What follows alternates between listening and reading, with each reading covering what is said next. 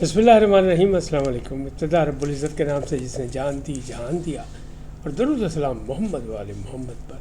آئینن کے ساتھ ناصر نقوی حاضر خدمت۔ ناظرین، سیلاب کی صورتحال روز بروز بگڑتی جا رہی ہے اور پنجاب میں سیلاب بے قابو، کراچی میں بارشوں نے ہنگامہ کیا ہوا ہے، لیکن حالات جو ہے دونوں جگہ بڑے خطرناک حد تک بہت خراب ہو چکے ہیں۔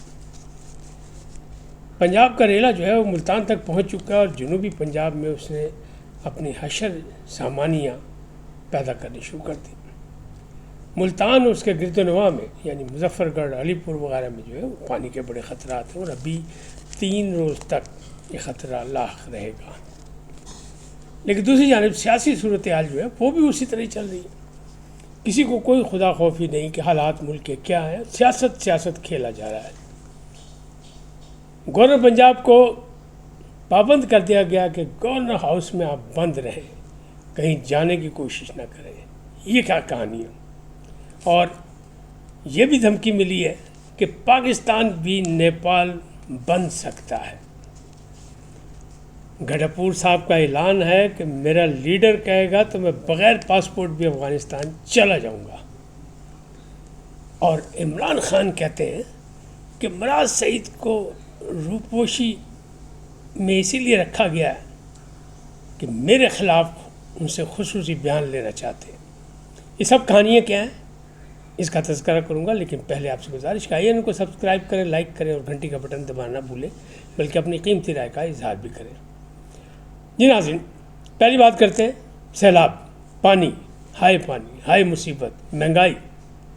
روٹی جو ہے وہ سرکاری طور پر 18 روپے کی ہوگی، یعنی گندم غائب اور آنے والا بحران۔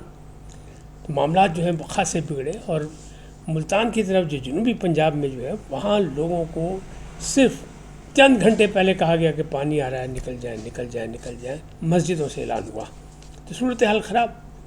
لیکن پتہ ہی لگا، ذرائع کا دعویٰ یہ ہے کہ جناب قصور میں جب بلاول بھٹو زرداری گئے اور انہوں نے مظفر گڑھ میں ایک پریس کانفرنس بھی کی، تب بھی ان کے جانے پر خاصی رکاوٹیں پیدا کی گئی کہ نہ جائیں۔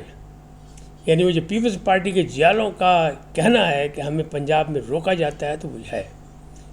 بلاول بھٹو زرداری کا بھلوال جانے کا پروگرام بھی تھا، چنیوڑ جانے کا پروگرام بھی تھا، لیکن ان کو روک دیا گیا کہ سیلابی صورتحال اچھی نہیں، ہم سیکورٹی فراہم نہیں کر سکتے، لہٰذا آپ نہ جائیں۔ ندیم افضل چند کا علاقہ بھلوال کا، تو وہ جانا چاہتے تھے، وہ چنیوڑ میں بھی سیلابی پوزیشن ہے، لیکن ان کو روک دیا گیا۔ اب بلاول بھٹو زرداری نے ایک گلہ کیا کہ میری وزیر اعظم سے بات بھی ہوئی، لیکن پنجاب کے متاثرین کو ابھی تک امداد نہیں ملی۔ میں نے کہا تھا بے نظیر انکم سپورٹ پروگرام کے تحت ان کو مدد کی جائے، اور خاص طور پر کسانوں کا جو نقصان ہوا وہ پورا کیا جائے، لیکن ابھی تک کچھ نہیں کیا گیا۔ دوسری جانب گورنر پنجاب سردار سلیم حیدر خان وہ جانا چاہ رہے تھے کرتارپور۔ انہوں نے کہا جناب تاری مرضی، گورنر پنجاب تھے، جتنے مرضی جاؤ، لیکن آپ کو کوئی سیکورٹی پنجاب حکومت پرووائڈ نہیں کرے گی، اس لیے کہ سیلابی صورتحال کے باعث ہم یہ کام نہیں کر سکتے، ہمیں بہت مشکلات کا سامنا ہے، لہٰذا آپ چپ کر کے گورنر ہاؤس میں بیٹھے رہیں۔ یہ 2 پارٹیاں اچانک نظر آئی تھیں۔ ایک تو سلیم حیدر بھاگ کے جا رہے تھے، مختلف جگہ پہ متاثرین سے مل رہے تھے، امدادی کارروائیاں کر رہے تھے اپنے کارکنوں سے، اور امدادی کارروائیوں کا جائزہ بھی لے رہے تھے، اور دوسری جانب بلاول بھٹو زرداری آ گئے تھے پنجاب میں، لہٰذا انہوں نے کہا نہیں۔ بلاول بھٹو زرداری سے پہنچ گئے سندھ، کیونکہ پانی وہاں جا رہا ہے اور وہاں کے معاملات گڑبڑ ہیں، لیکن وہ کہتے ہیں ہم نے انتظامات کیے ہوئے ہیں۔ تاہم کراچی میں جو بارشیں ہوئیں اس سے مصیبت پڑ گئی، صرف ملیر ندی بچی، لیاری ندی اس میں طغیانی ہے، باقی ندیاں جو برساتی نالے تھے وہاں پر تعمیرات اتنی بنی ہیں کہ نہ پیپلز پارٹی کے دور میں ختم کی جا سکی، نہ جماعت اسلامی کی میئرشپ میں ختم کی جا سکی، نہ MQM نے ختم کی، تو پھر کیا ہوگا؟ اب کروڑوں کی آبادی جو ہے وہ مشکل میں ہے، اور لوگ تماشائی بنے ہوئے اس مصیبت میں کہ بارشوں نے وہاں پہ ادھم مچا رکھی ہے۔ بہرحال اس وقت جو ہے PTI کی جانب سے یہ کہا جا رہا ہے کہ حالات پاکستان کے بہت خراب ہیں، اور پاکستان بھی جلد نیپال بننے والا ہے، یہاں بھی جین زی یعنی نئی جنریشن جو ہے وہ انقلاب لے آئے گی۔ PTI آپ خود اور اپنی قیادت کے ساتھ تو انقلاب لا نہیں سکی، 9 مئی کا واقعہ کر کے بھی بغاوت نہیں ہو سکی، ان پر الزام ہے نا بغاوت کا. لیکن یہ جو نیپال میں ہوا اس کی قیادت صرف ایک نوجوان، ایک طالب علم جو 22 سال یا 20 سال اس کی عمر ہے وہ کر رہا ہے. تو اس سے آپ ملا رہے ہیں اپنے آپ کو.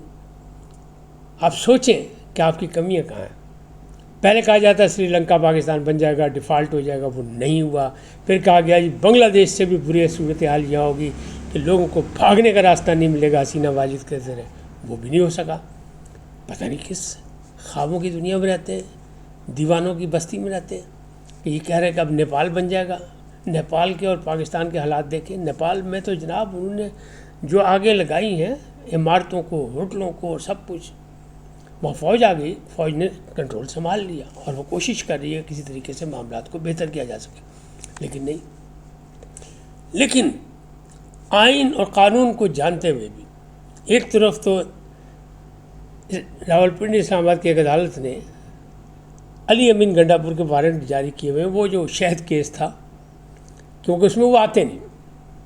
اچھا یہ بھی ایسی صرف ڈراوا ہے، دکھاوا ہے، اس لیے کہ عدالت اپنا کام کری، وہ ایک دن آ جائیں گے پھر وہ ختم ہو جائے گی.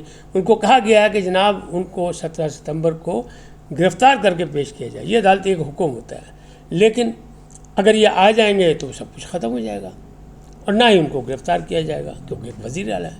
لیکن وزیر اعلیٰ کہہ رہے ہیں کہ مجھے پتہ ہے کہ یہ خارجہ پالیسی کے معاملات ہیں، امن کی بات، دہشت گردی کے خاتمے کی بات، افغانستان سے مذاکرات، لیکن اگر میرا لیڈر کہے گا تو میں تو بغیر پاسپورٹ بھی افغانستان چلا جاؤں گا امن کی خاطر. میرا ڈومین نہیں ہے، یہ کہہ رہے ہیں وہ جانتے ہوئے بھی. اور پھر انہوں نے گلا کیا کہ میرے پاس تو 9 مئی کے بعد پاسپورٹ ہی نہیں ہے، میرا پاسپورٹ تو بلاک کر دیا گیا اور ابھی تک حکومت پاکستان نے مجھے پاسپورٹ نہیں دیا. لیکن اگر عمران خان کہیں گے تو میں بغیر پاسپورٹ امن کی خاطر چلا جاؤں گا. کہاں؟ افغانستان. اب خود سوچ لیں آپ کتنے ذمہ دار لوگ ہیں. جبکہ عمران خان یہ کہہ رہے ہیں کہ مراد سعید کی روپوشی جو ہے نا وہ صرف اس بات پہ ہے کہ ان سے میرے خلاف بیانات لیے جائیں گے، انہیں میرے خلاف استعمال کیا جائے گا، اس لیے ہم نے ان کو محفوظ ہاتھوں میں پہنچایا ہوا اور ہم نے بالکل سامنے آنے نہیں دیا انہیں. جبکہ حقیقت کیا ہے؟ حقیقت یہ ہے کہ حکومت بھی جانتی ہے اور پی ٹی آئی والے بھی جانتے ہیں کہ 9 مئی کا ماسٹر مائنڈ اگر عمران خان صاحب کو کہا گیا، قرار دیا گیا، الزام لگا، تو دوسرا الزام مرکزی ملزم کا جو ہے وہ مراد سعید پہ ہے. اور خالی 9 مئی کا نہیں بلکہ وہ جو ارشد شریف والا معاملہ ہے، ان کے لیپ ٹاپ کا معاملہ ہے، اس کے بارے میں بھی یہ کہتے ہیں سب کچھ مراد سعید کے پاس ہے، یا اس کہانی کو مراد سعید جانتے ہیں. ایئرپورٹ چھوڑنے بھی مراد سعید ہی گئے تھے اور پشاور ایئرپورٹ سے ان کو بھیجا گیا تھا دبئی، اور دبئی سے جن لوگوں نے کہا ان سے بھی رابطہ مراد سعید کا، جنہوں نے کہا جنہوں نے کینیا بھیج دیا. تو اس سارے معاملات میں بہت اہم ہے مراد سعید. لیکن عمران خان چونکہ خبروں میں رہنا جانتے ہیں اور انہیں پتہ ہے کس طرح خبروں میں رہنا، تو انہیں یہ خبر دے دی کہ مراد سعید کو میرے خلاف استعمال کیا جائے گا، اس لیے ہم نے ان کو محفوظ ہاتھوں میں روپوش رکھا ہوا ہے. تو حالات جو ہیں وہ سیاسی بھی چل رہے ہیں، مقدماتی بھی چل رہے ہیں. لیکن پی ٹی آئی میں جو 10 بدس لڑائی چل رہی ہے، پہلے سلم جاوید اور فلک جاوید پہ کی ٹرولنگ ہو رہی تھی، اب ختیجہ شاہ کی شروع ہو گئی ہے اور ختیجہ شاہ کو 5 سال سزا ہو گئی ہے، جبکہ دوسرے لوگ جو 10 سال والے ان کو پہلے بھی سزا ہو چکی تھی. کچھ بری بھی ہوئے، جو بری ہوئے ان میں شاہ محمود قریشی بھی ہیں اور ان میں وہ روبینہ جمیل بھی ہیں، تو ان لوگوں کی بریت بھی ہوئی ہے. لیکن ختیجہ شاہ کو 5 سال سزا ہوئی ہے، جبکہ یاسمین راشد، اعجاز چودھری اور جو سابق گورنر جو ہے پنجاب کے وہ 10 روز کے بیچارے عمر سرفراز چیمہ، ان کو بھی 10 سال کی پھر سزا ہوئی ہے. لیکن ختیجہ شاہ کی جو ٹرولنگ شروع ہو گئی اب، یعنی ایک دوسرے پہ باقاعدہ اب کہنے والے یہی کہہ رہے ہیں کہ جناب یہ کے پی میں کس کے خرچے پر رہ رہے ہیں. سلم جاوید اور فلک جاوید کہہ رہی ہیں ہم اپنے خرچے پہ، ہم حکومت سے کچھ نہیں لے رہے ہیں، لیکن انہیں یہ نہیں بتایا کہ اپنا خرچہ کون کر رہا ہے. بہرحال ان کی مرضی ہے، جیسے مرضی ہے، وہ ساری چھپے ہوئے ہیں. وہاں تو وقاص اکرم شیخ صاحب جو سیکرٹری اطلاعات ہیں وہ بھی وہی ہیں، باقی بھی وہی ہیں. اسی طرح ہمارے دوست میاں اسلم اقبال بھی روپوش ہیں کیونکہ حالات ان کے حق میں نہیں ہیں. بڑے ذمہ دار آدمی تھے، لیکن مجبوری جو حالات نے کروٹ بدلی تو ظاہر انہیں بھی روپوش ہونا پڑا۔ حماد اظہر آئے سامنے مجبوراً، لیکن وہ بھی بالکل سدھ بدھ ہیں، بالکل کوئی کام نہیں کر رہے، کسی قسم کی کوئی سرگرمی میں حصہ نہیں لے رہے، بلکہ انہیں سیاست سے تو ایک قسم کی توبہ ہی کر لی ہے، اور والدہ کے کہنے پہ کی انہوں نے۔ بہرحال اب یہ جو معاملات ہیں، جس طرح یہ چل رہے ہیں آگے، ٹرولنگ ہو رہی ہے پی ٹی آئی کے اندر سے بھی، تو وہاں گروپنگ صاف نظر آ رہی ہے۔ لیکن اچھی خبر ایک یہ ہے کہ بیرسٹر گوہر نے اسلام آباد میں جرنلسٹوں سے، دونوں جرنلسٹوں کو، یعنی وہ طیب بلوچ اور اعجاز چودھری، دونوں کو گلے لگا کر معذرت کر لی کہ جو کچھ ہوا غلط ہوا، ہمیں افسوس ہے اور ہمیں امید ہے کہ آئندہ ایسا نہیں ہوگا۔ اگر یہ 2 دن پہلے ہو جاتا تو زیادہ اچھا ہوتا، لیکن کس نے کی؟ بیرسٹر گوہر، جس کی کوئی بات سننے کو تیار نہیں، انتہائی شریف النفس آدمی ہے اور اصولی آدمی ہے، لیکن بہرحال انہوں نے بہتر سمجھا تو پی ٹی آئی کو ایک شیلٹر دے دیا اور انہیں ایک معذرت کر کے، اور طیب بلوچ اور اعجاز چودھری نے بھی رضامندی ظاہر کر دی کہ ٹھیک ہے جی کوئی بات نہیں، اس لیے کہ صحافیوں نے تو اپنا کام کرنا ہے، کوئی مانے نہ مانے، کوئی پسند کرے نہ کرے۔ آج بھی ایک واقعہ ہوا کہ بلاول بھٹو زرداری نے صحافیوں کو ایک عجیب سا اشارہ کر دیا، لوگوں کو ابھی تک یقین نہیں آ رہا، لیکن فوٹیج سامنے موجود ہے کہ وہ بڑے بڑے لوگوں کو تو انٹرویو دیتے ہیں، لیکن عام صحافی بیٹ رپورٹرز کو انہوں نے عجیب سا اشارہ کر کے نکل گئے، جو کہ ان کی شائع نشان نہیں تھا۔ تاہم یہ معاملات چل رہے ہیں۔ اس وقت تک اتنا ہی، پھر ملیں گے نئے موضوع کے ساتھ۔ جاتے جاتے آپ سے درخواست ہے ان کو سبسکرائب کریں، لائک کریں، گھنٹی کا بٹن دبانا نہ بھولیں، اور اپنی قیمتی رائے کا اظہار اپنی شخصیت کے مطابق کریں۔ سدا سلامت رہیں، لیکن پہلے پاکستان زندہ باد، پاک افواج پائندہ باد، سدا سلامت رہیں، اللہ نگہبان۔